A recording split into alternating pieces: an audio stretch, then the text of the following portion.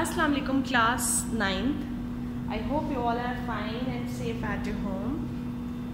Today is 25th of May 2021 and the date today is Tuesday. So first of all, let's give a quick revision to our previous lesson and then we'll move on and we'll discuss our today's topic. First of all, Arham, you tell me what is Newton's third law or third law of Newton? Yes, the Newton third law of motion explains the action and its reaction. It says that the action and the reaction of the body are equal in magnitude, but they are opposite in direction. Let's see how.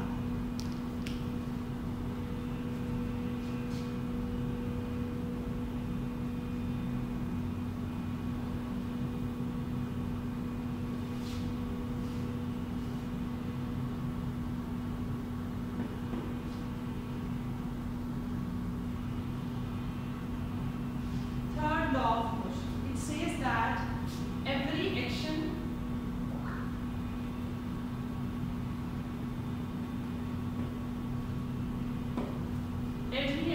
has equal but opposite reaction.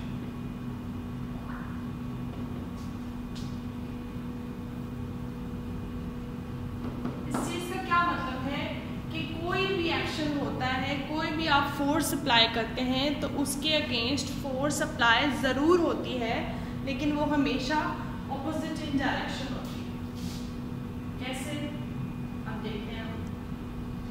जैसे देखें ये एक मास है, कोई भी मास है।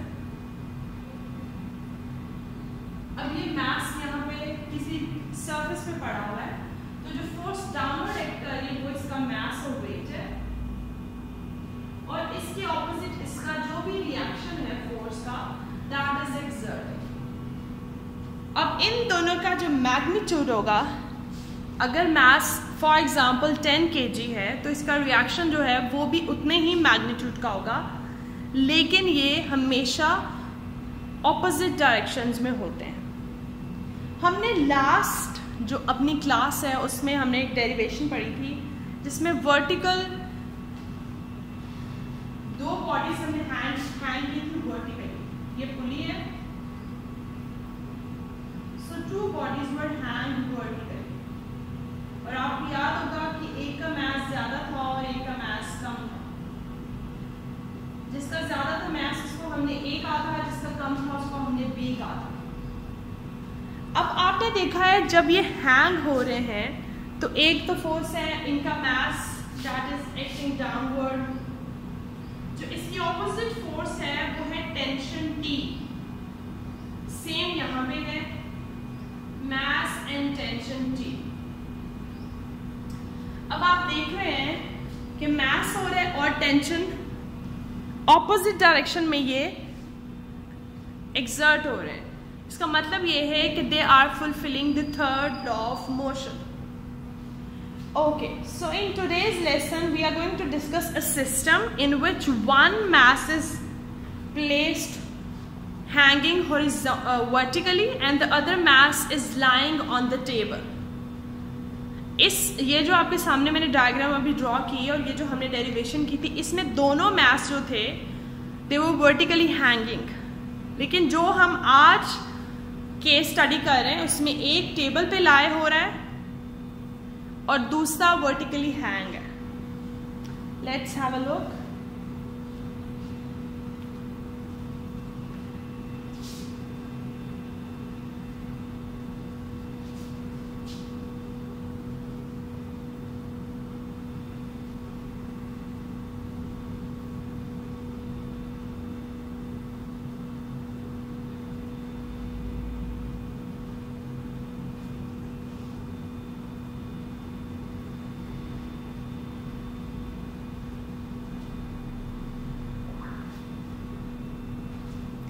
अच्छा, सो पहले हम डायग्राम ड्रॉ कर लेते हैं कि कैसे होगा। यहाँ पे हमने 2 मैसेज लेने। लेट्स से हम एक टेबल ले लेते हैं। ये टेबल का सरफेस है।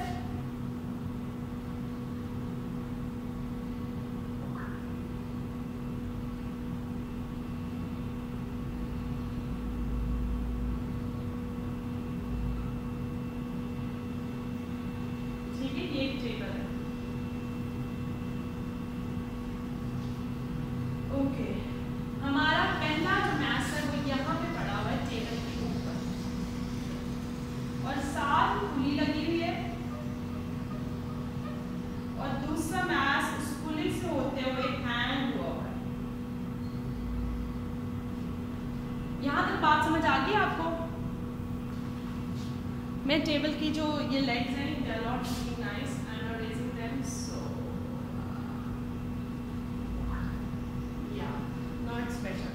सो हमने एज्यूम किया है कि एक टेबल है जिस पे आपका एक मैस जो प्लेस्ड है टेबल पे और दूसरा मैस वर्टिकली हैंग हो रहा है। अब जो पहली चीज है, हम इनको नेम दे रहे हैं, ये मैस ए है और ये मैस बी है। अब इनका मैस जो है वो डाउनवर्ड एक्ट कर रहा होगा, या wait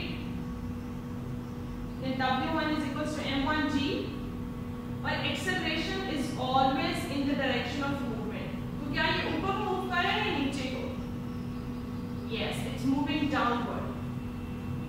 so acceleration is in the direction of wait.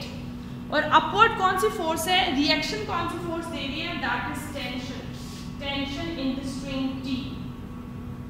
अब हम यहाँ पे लिखेंगे W2 है, W2 मीन्स M2G, और इसके ऑपोजिट एक रिएक्शन फोर्स एक्ट हो रही है। और एक्सेलरेशन कौन सी डायरेक्शन में है? Acceleration is the direction of movement. Acceleration हमेशा मूवमेंट की डायरेक्शन में होता है। जिस भी डायरेक्शन में मूवमेंट होती है, या जिस भी डायरेक्शन में मूवमेंट होती है, एक्सेलरेशन उस डायरेक्शन में होता है। हमने देखा हमारे पास 2 मैस है, एक मैस वर्टिकली हैंग हुआ है और दूसरा मैस टेबल पे है।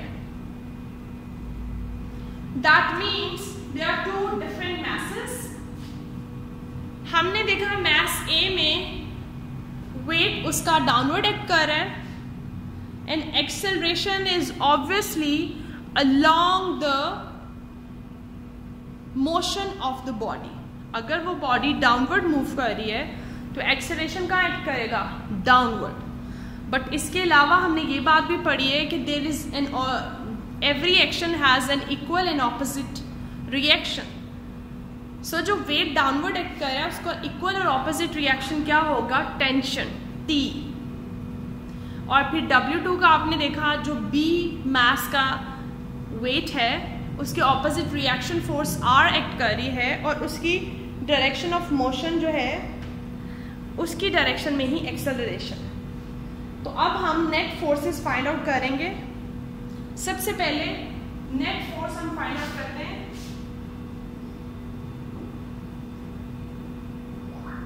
ए की नेट फोर्स क्या है? ए की नेट फोर्स है वेट, एक्सेलरेशन और टेंशन। तो सबसे पहले हम, जैसे हमने पहले किया था, वेट और टेंशन का लिंक बनाएंगे। सो W1 माइनस T। W1 की जगह हम क्या लिख सकते हैं, क्योंकि हमें पता है W is equals to mg, और यहाँ पे हम M1 की बात कर रहे हैं, इस वजह से यहाँ आएगा M1g माइनस T। ये तो अब हमने इसकी नेट फोर्स फाइंड आउट कर ली है, लेकिन अगर हमने इसका लिंक क्रिएट करना है with the second law of motion, तो वो हम अब कैसे करेंगे? पहले तो हमें पता होना चाहिए कि सेकेंड लॉ ऑफ मोशन है क्या। सेकेंड लॉ ऑफ मोशन क्या है? Second law of motion is that force is equals to the product of mass and acceleration. So ये हमने नेट फोर्स फाइंड आउट किया ना, A जिसको हम नेम दे रहे हैं, तो ये हमारी फोर्स है, तो F is equals to ma मतलब ये है कि हम फोर्स की जगह ए की वैल्यू लिख सकते हैं, क्योंकि ए भी तो हमारी नेट फोर्स ही है। Yes, obviously. So let's put the values.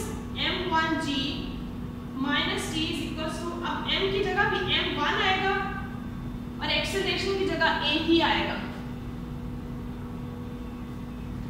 because acceleration represents the movement of both the bodies. हम रिवाइज कर लेते हैं।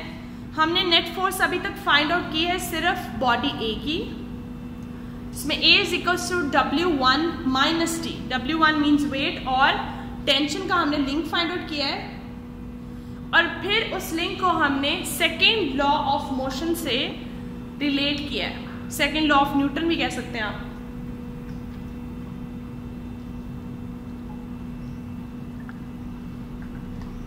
Second law of Newton is F is equals to ma, that force is equal to the product of mass and acceleration. What is force? Force is equal to m1 minus t, m1g minus t, and next part is ma. तो हमने m1 इसलिए लिखा ताकि हम differentiate कर पाए दोनों bodies की इक्वेशंस में। अब आप जब बॉडी b की तरफ देख रहे हैं तो वेट के बिल्कुल ऑपोजिट और इक्वल एक फोर्स है, दैट इज आर। सो अगर कोई फोर्स इक्वल और ऑपोजिट होती है तो क्या वो एक दूसरे के इफेक्ट को कैंसिल करती हैं? यस, वो एक दूसरे के इफेक्ट को कैंसिल करती हैं।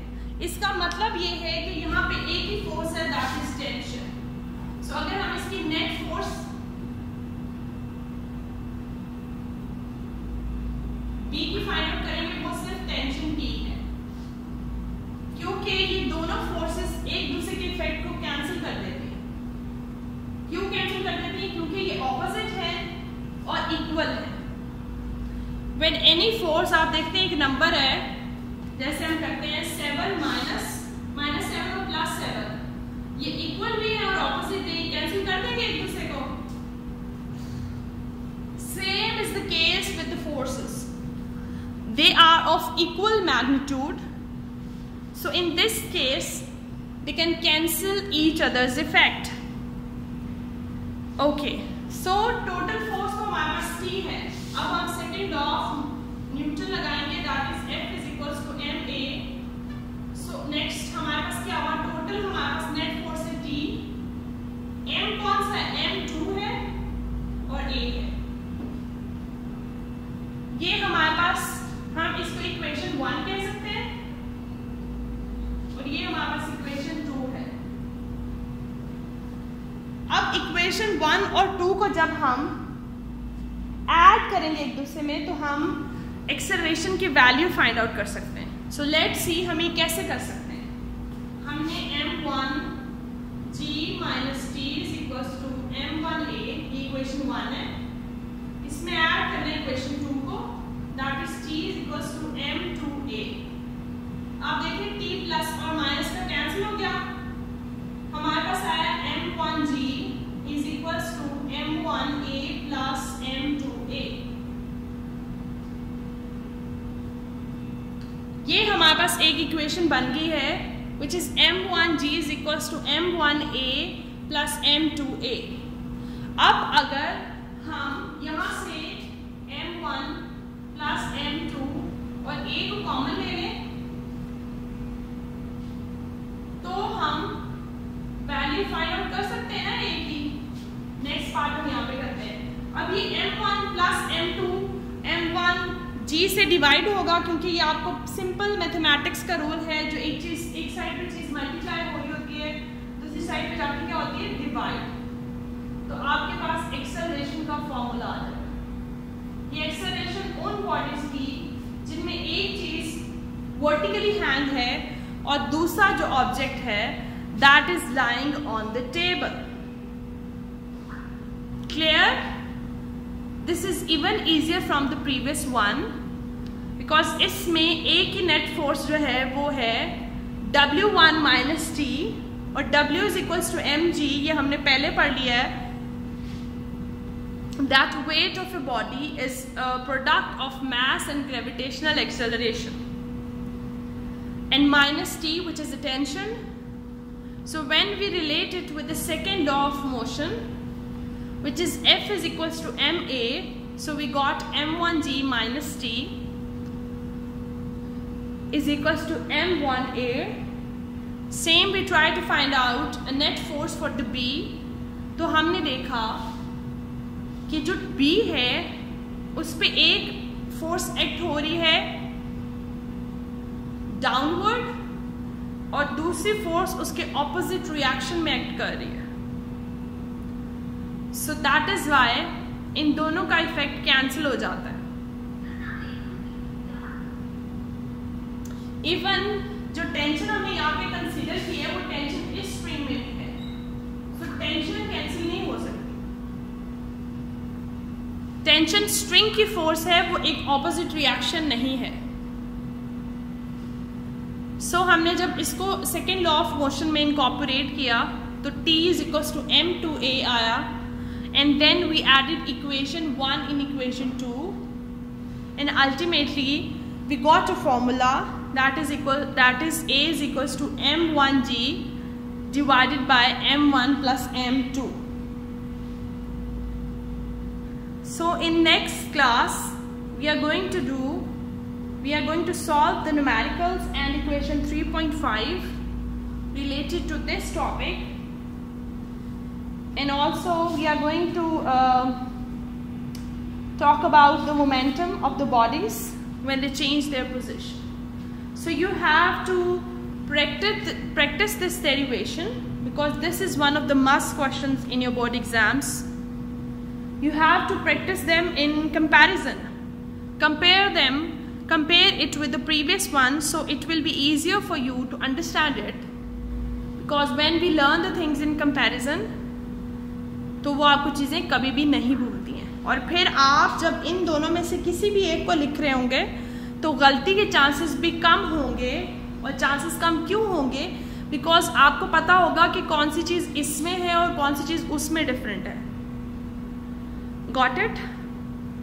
And practice is must. अगर आप प्रैक्टिस नहीं करेंगे तो ये आपको नहीं आएगा. और जब भी बोर्ड में या आप कोई भी टेस्ट देंगे तो उसमें डायग्राम ड्रॉ करना बहुत ज़रूरी है. देखिए, अगर मैं डायग्राम ड्रॉ ना करती तो क्या मैं आपको समझा पाती कि कौन सी फोर्स कैसे एक्ट कर रही है? सो आपने डायग्राम्स क्लियरली ड्रॉ करनी है ताकि कोई भी डिफ़िकल्टी ना हो, एम्बिग्विटी ना हो. जैसे आप सॉल्व करने लगे तो आपको पता हो कि मैंने ये काम कैसे करना है. ओके स्टूडेंट्स, मैं आपको एक बार फिर एक्सप्लेन कर देती हूँ. जो हमारे पास दो बॉडीज़ हैं, force A and B, body A and B, different forces act हो रही हैं. अगर हम एक की बात करें तो उसका वेट डाउनवर्ड एक्ट हो रहा है, लेकिन टेंशन स्ट्रिंग में है, उसके वेट का रिएक्शन नहीं है वो.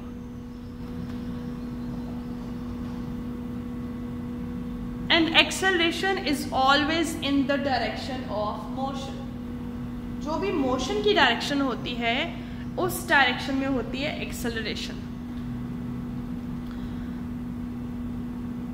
सेम हमने B को देखा है. बॉडी B में वेट है और उसकी रिएक्शन फोर्स उसके ऑपोजिट एक्ट कर रही है, जिसकी वजह से ये दोनों एक दूसरे के इफेक्ट को कैंसिल कर रहे हैं और हमारे पास नेट फोर्स में सिर्फ टेंशन आ रही है. और यहाँ पे आप नोट करें, जहाँ पे मैंने पुली बनाई है वहाँ पे हमने एक्सेलरेशन की मोशन बताई है, क्योंकि जो बॉडी A है वो हैवी है, बॉडी B जो है वो लाइट है, इसलिए it is moving downward. And then we found out an equation for acceleration, and you can also find out an equation for tension. Okay students, practice this and draw the diagram as well in your copies. Do practice. I am saying it again and again, repeating it, that you have to practice it. Only then you will be able to understand it. Okay students, Allah Hafiz, happy learning. And the page number for this, let me mention it. The page number of your book is